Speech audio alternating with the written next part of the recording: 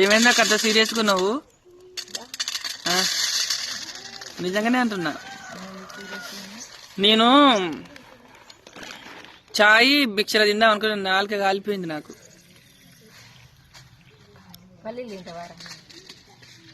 నాకు పల్లీలు అంటే ఇష్టం. నాకు పల్లీలు అంటే నచ్చదు. నాకు కూడా నచ్చదు.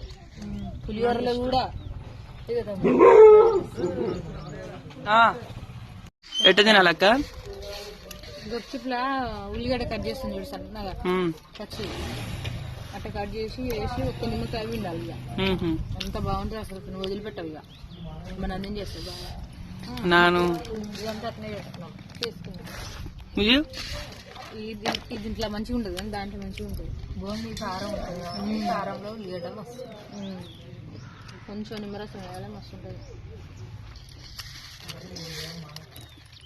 పప్పన్న బాగా చేస్తుంది.